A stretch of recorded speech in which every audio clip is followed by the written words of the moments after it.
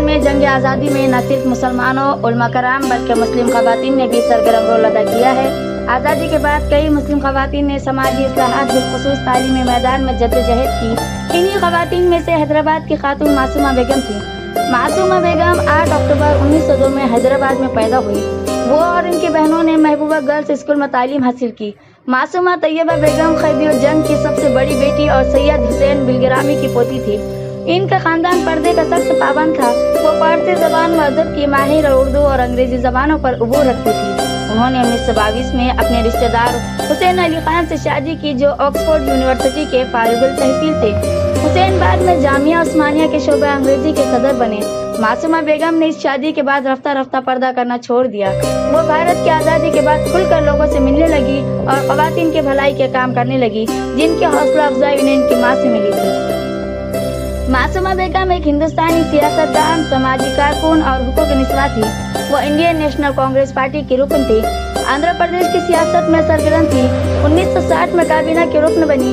وہ 1962 میں آل India women's conference کی صدر تھی اور بین الاقوامی حقوق نسواں کی تنظیموں کے ساتھ نیٹ ورک بنانے، خاندانی منصوبہ بندی کی وکالت اور حیدرآباد میں سماجی بہبود کی تنظیموں کے ساتھ کام کیا۔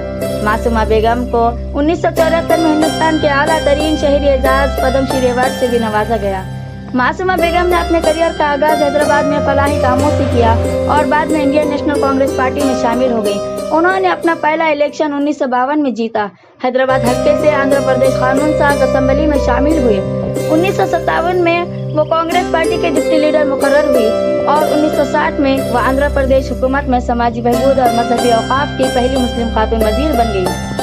معصومہ بیگم 1927 سے خواتین کے حقوق اور مفادات کے لیے وقف ایک حقوق نسواں تنظیم آل انڈیا ویمنس کانفرنس سے وابستہ تھی اور 2 مرتبہ اس کی نائب صدر رہ چکی ہے۔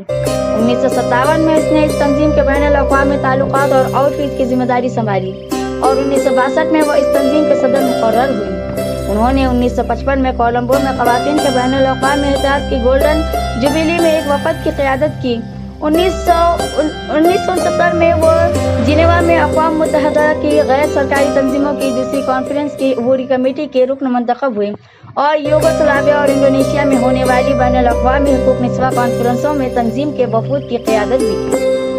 معصومہ بیگم ہندوستان میں خاندانی منصوبہ بندی کے نفاذ کی کوششوں میں سرگرم تھی۔ 1970 کی دہائی میں حکومت ہند نے ہندوستان میں اسقاط حمل کو قانونی حیثیت دینے کا سوال کا جائزہ لینے کے لیے ایک کمیٹی مقرر کی تھی۔ بیگم نے اس کمیٹی میں خدمات انجام دیے اور اس کے لیے 1972 میں قانون سازی کی گئی۔ حیدرآباد میں معصومہ بیگم کئی سماجی بہبود کی تنظیموں کے ساتھ قریبی طور پر وابستہ تھی۔ وہ ایک سرکاری تنظیم حیدرآباد میں سینٹرل سوشل ویلفیئر بورڈ کی چیئر مقرر ہوئی اور کئی غیر سرکاری تنظیموں کے بورڈز پر بھی خدمات انجام دیے جن میں ریڈ کراس، لیڈی ہیزری کلب اور انجمن الخواتین شامل ہیں جو انہوں نے مسلم خواتین کی تعلیم کو فروغ دینے کے لیے شروع کی تھی۔ معصومہ بیگم کا انتقال 2 مارچ 1990 میں ہوا۔